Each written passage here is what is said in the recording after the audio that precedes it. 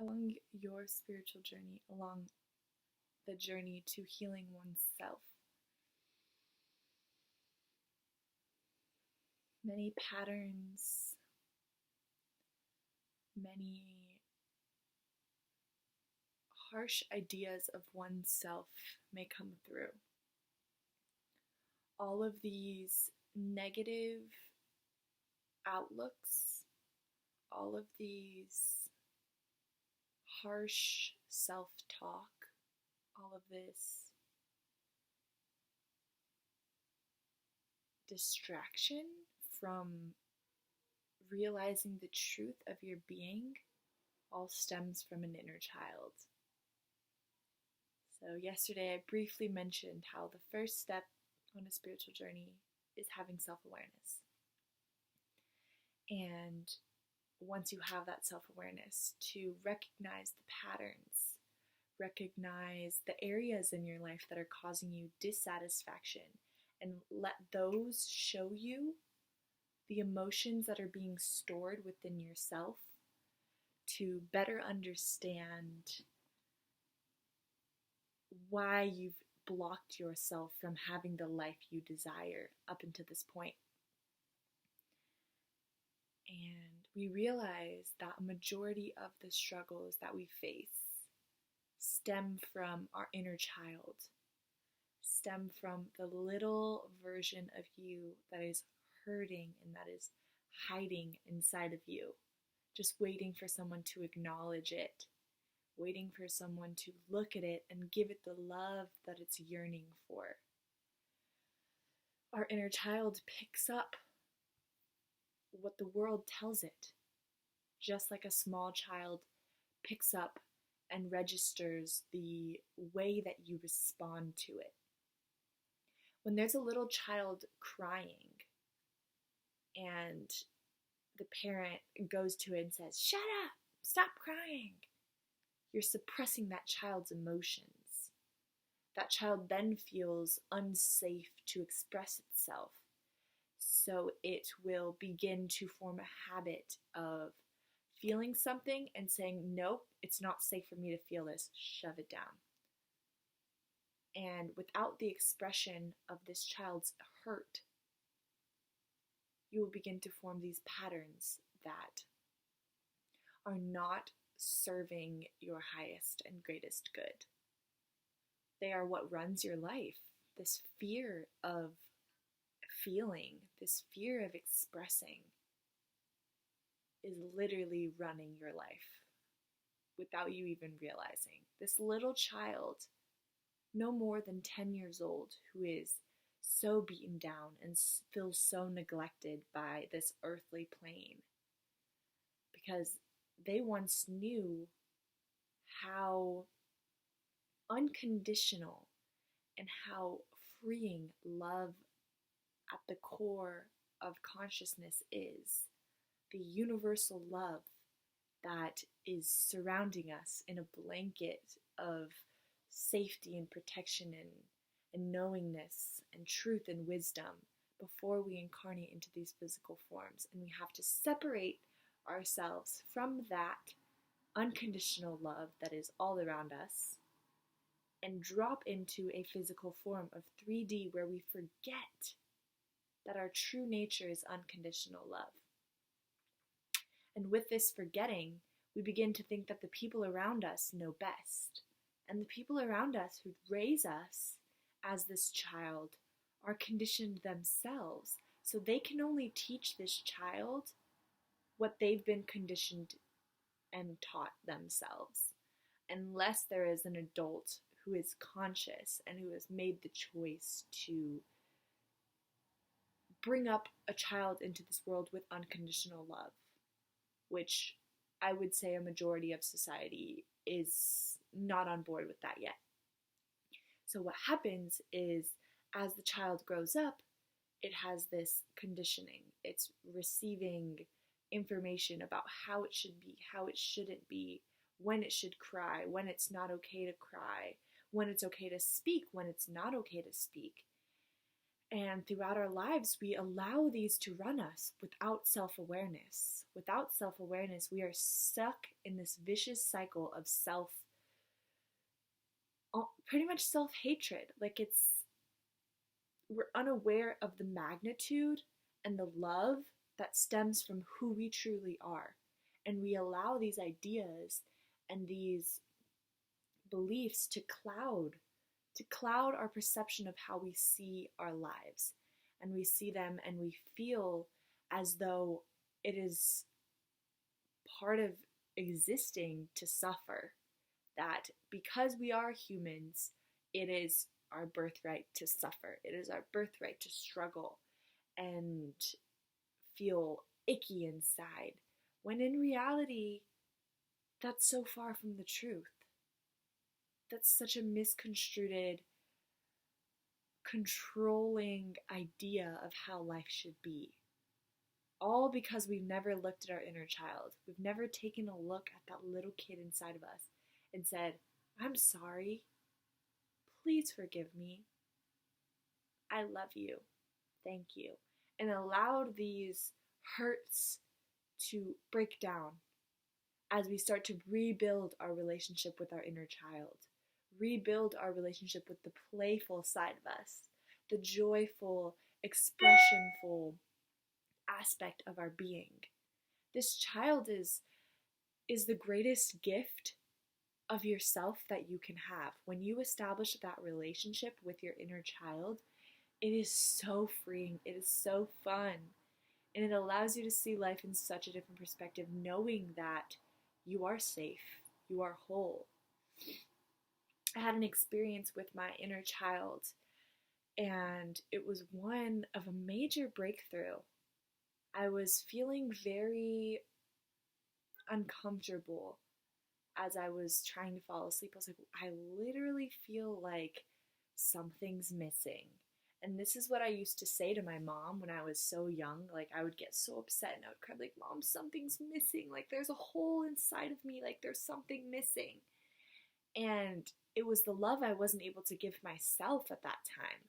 So I went back to that moment of my inner child saying that, or my child saying that out loud and saying, you are whole, baby. You are so complete. Like, you are a full, energetic being who is just radiating love. Like, I love you so much, embracing them and giving them the love that they need.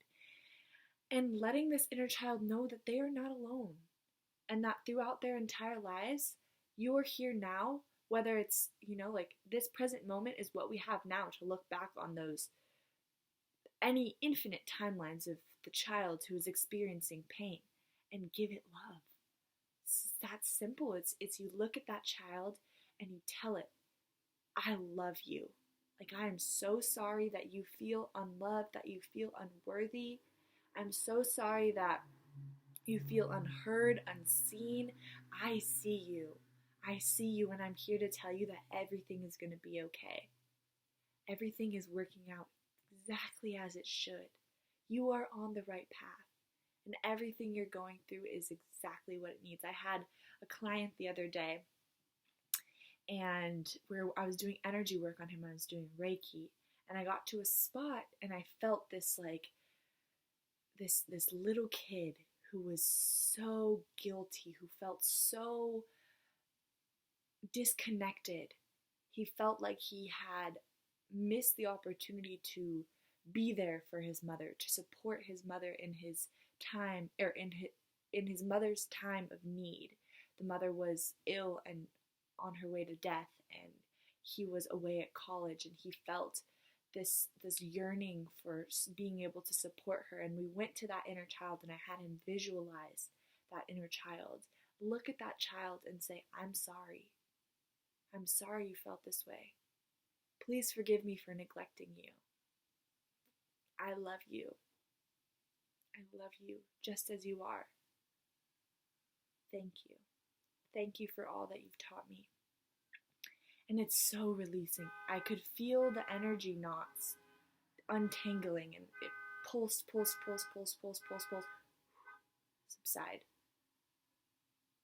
This is our biggest energy clearing, healing like technique we can do for the span of our lives in terms of patterns, in terms of how to really see those breakthroughs, how to really see those breakthroughs. Another example of inner child healing using ho'oponopono, which is that phrase that I've been mentioning in this video. It's I'll add it in the comments, but it's I'm sorry.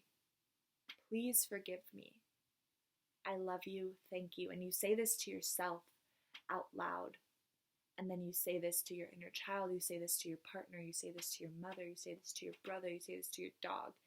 Anybody who triggers you, you can say these words to and allow it to release the energy storage or the energy attachment at that from that place. So another example is I was doing some deep inner healing work with it was almost related to being like a responsible adult, and I had this intense emotional like cry come up, and I was like, whoa, and then I looked at who was doing the crying, and it was my inner child, about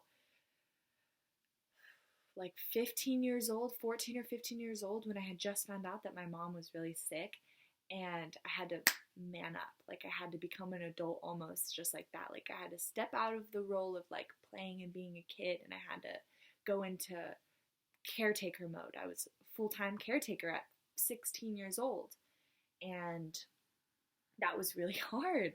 I didn't get a chance to experience life like other kids did, and that was something that I just thought was, something I was supposed to deal with, and I never gave myself the time to really, look at myself and be like, I'm sorry. I'm so sorry you had to go through that. Like, I love you. You're so strong. Like, just know that that time you had to go through has brought you to this place of strength and stability and security that you're at now. Just know that you will get through this, and you will have the time to enjoy and play and all that stuff. It was like my inner child was so hurt that I wasn't able to experience life, and I already had to like jump into being an adult, and then my mom died, and I was still continuing to grow and like never had a chance to really slow down and observe like who I was and what I was doing. I just felt like I had to just jump to the next thing. And that held a lot of blocks for me in regards of me building a career, in terms of me actually committing myself to these things that I want to be doing so badly, how badly I want to be helping people and just sharing my knowledge and gifts with the world. And that was a huge block for me. And when I sat with that inner child of mine who was, 15 years old, who felt like she didn't have the right to be a kid, and I sat with her and I gave her love, things really opened up. I became a lot lighter and felt so much more connected and grounded. So this is just the power. These are some examples of the power of inner child work. And once again, it doesn't have to be scary, guys. Like, feeling your stuff is part of being human. Whoever told you like you're not supposed to feel your shit, I don't know who taught them, but like I'm telling you, it's okay to feel. It's okay to look back at the poor, the child who's hurt in you, and tell it she's strong and she's whole and she's loved, and that everything's gonna be okay. Because you're sitting here now able to look back, and maybe it was extremely challenging then, but you have another perspective now. And with this self-awareness, and almost as a detached observer, you can give someone unconditional love without being attached to them. And this is what we need to do to ourselves. We need to start with ourselves, healing from within. This will open up doors of opportunities. It will open up clarity. It will open up overall satisfaction of your life. And who doesn't want that? With just a little bit of trigger work, like you just pay attention to your triggers, you just pay attention to those times when you feel so fucking sad and you're like, I don't understand. And then you ask yourself, what part of me feels unloved? What aspect of my being, of my past selves. Look along the timeline of yourselves. What age? How old were you? What does your little child look like? All hurt, and she's here to give you lessons. So we need to acknowledge this inner child who is connected to the most deep wisdom that we have access to. Our inner child is the gateway because we need that high vibration, we need that playfulness to be able to connect to our highest self. So don't shove that down. We're not doing that anymore. We're not shoving down our shit. We're in a new age where we will look at our stuff. And I'm telling you, I'm here to support you. Just know that, like, I've been through it, and, like, whatever you're going through, you're gonna get through, and I can help you. There's beings here to support you, so just look out for them. The angels will show you signs all over that you're on the right path. Just look out for those synchronicities. Look out for those triggers. Have your self-awareness. And build self-compassion. Build compassion for yourself. For all aspects of yourself. Even those you see in other people. Because you know those triggers, those people that piss you the fuck off? Oh yeah, that's you. They're just mirroring aspects of you that you need to look at. And if you're afraid to look at them and you continue to fuel the pattern, you're going to continue the pattern of dissatisfaction in your life. It's up to you. It's up to you to make a change. It's up to you to recognize that you're in control of how you feel. You're in control of facing your shit. You're in control of taking your shit back. Stop trying to pass the blame to other people. We're not doing that anymore. No. We're here to build love, a loving relationship with ourselves, to thus translate into a loving relationship with others. Unconditional. There's no need to restrict the type and the amount of love you have for yourself. You have all of the power in the world to change your life. You heard it here first, live from Jessica's bedroom. It's just Jess. Have a good one.